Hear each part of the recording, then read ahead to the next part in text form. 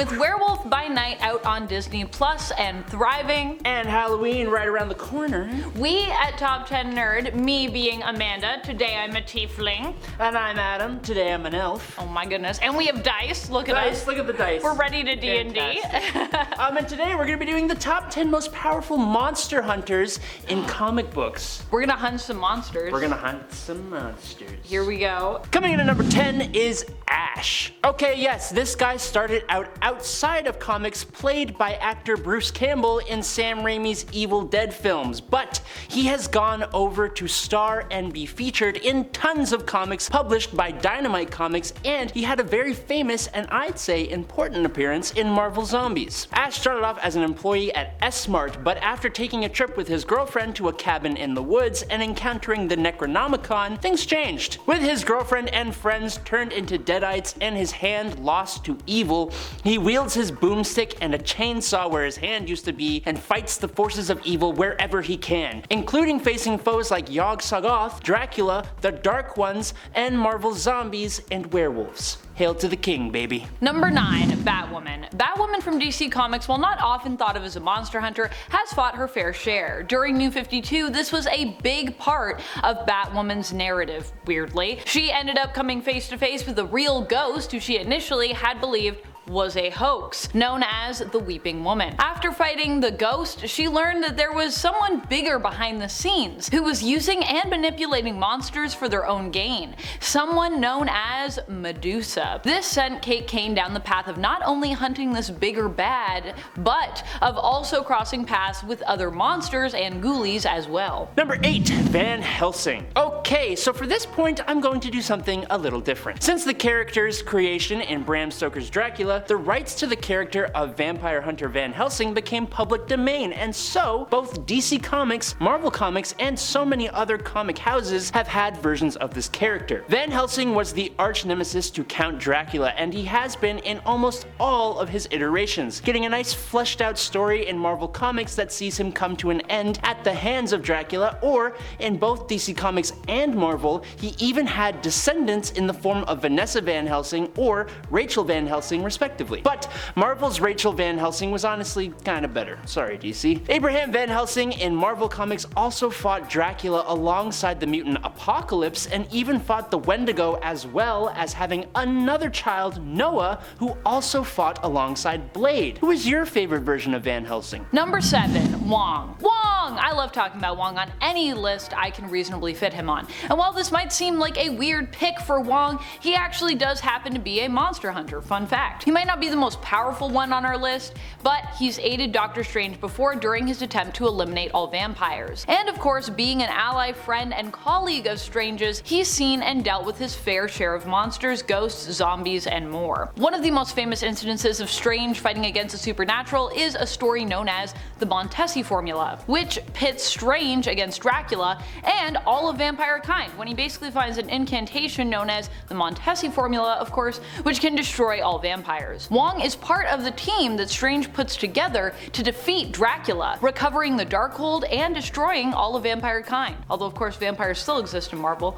but you know, for a while defeated, temporarily. Number 6, Ulysses Bloodstone. Of all Marvel Comics monster hunters, Ulysses Bloodstone is probably maybe the most famous. The man who would become Ulysses has had his name lost to time as he began life in 8250 BC at the end of the Hyborian Age. He was among a tribe of 93 other nomads who decided to try and empower themselves with the Blood Gem, which is a blood-red gemstone that had been created by the evil elders of a different continuum and guarded by a being whose name is really hard to pronounce, so we will just call it Sin, with a Y. During the ritual to empower themselves, the blood gem exploded, killing his fellow tribesmen, but embedding a fragment of the gem within Bloodstone, granting him immortality, super strength, extrasensory perception, and the drive to hunt Sin over the next 10 millennia, slaying any monsters in his way and accruing quite the wealth and family. Number 5, Elsa Bloodstone. Elsa Bloodstone is probably one of my all-time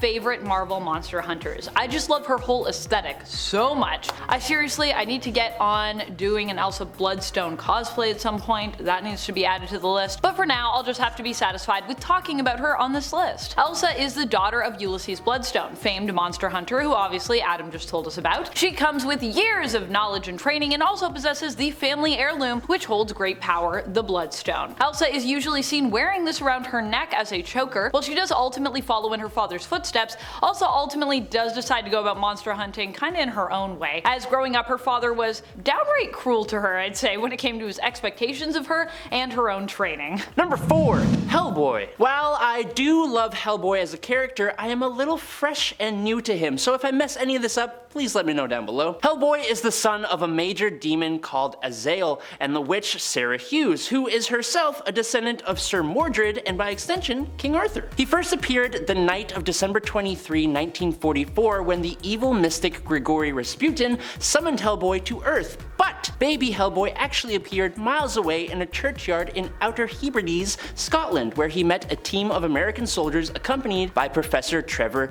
is it Broom?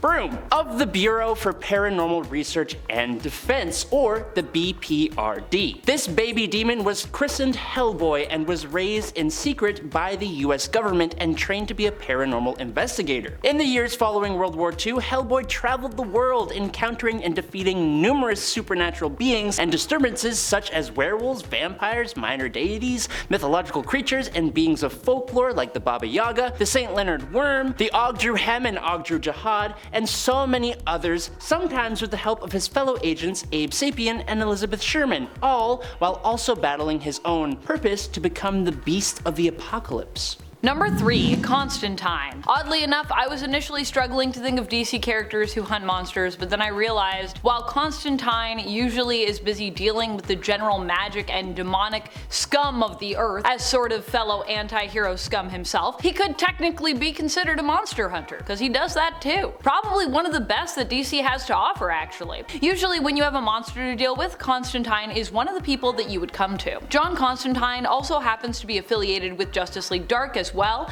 a team of heroes who are brought together to face more magic-based and monstrous threats. The 2018 volume of the series also has a distinct horror feel to it, which fits perfectly as well with Constantine, who is well known for his own terrifying original series from the Vertigo imprint of DC, Hellblazer. Also, for those who want to tell me in the comments that I'm saying Constantine wrong, I am saying it the way Neil Gaiman says it, and he's taking the pronunciation from Alan Moore himself, one of the creators of John Constantine. So I'm gonna say it that way. But if you say teen, that's cool too. Say it however you want. We don't have to fight. Number 2. Doctor Strange. Just like Constantine, well, sort of like Constantine, no, Doctor Strange isn't really known for being a monster hunter specifically. He's known for being the Sorcerer Supreme and being the protector of our reality. But what do you know? Fighting mystical threats often means you fight demons, magical creatures, and monsters, baby. Mephisto, Nightmare, Satanish, the Dweller in Darkness, Chthon, Shumagorath, Dracula, the Lilin,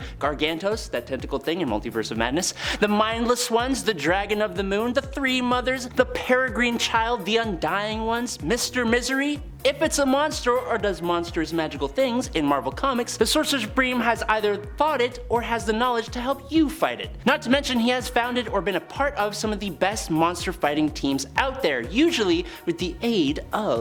Number 1. Blade. Blade is probably one of the most iconic monster hunters, never mind Marvel has to offer, just in comics in general. In fact, he's so iconic as a monster hunter, most people forget that he's actually a Marvel character. Blade is Eric Brooks. He's a vampire hunter who happens to be half vampire himself. We typically call him a dampire. He was born this way after his mother Tara was attacked by a vampire posing as a physician while she gave birth. She had actually come to the man for help, but instead, of course, was killed. How awful. However, her son Eric survived. Eric would grow up hating vampires, with the one who took his mother's life, Deacon Frost, becoming his sworn enemy. While Blade is generally known for his own powerful origin story, which often fuels his adventures, he also happens to be an Avenger currently as well, so yeah. At least he was at the time of this recording. He might not be now, but I hope he still is, because I love it. That's all the time we have for today. I hope you enjoyed counting down these spooky monster hunters with us. And we also just both rolled a 12. That's insane. Yeah, this is Adam. I'm Adam. That's I'm Amanda. Till next time, you stay nerdy, YouTube. Ta-ta and farewell.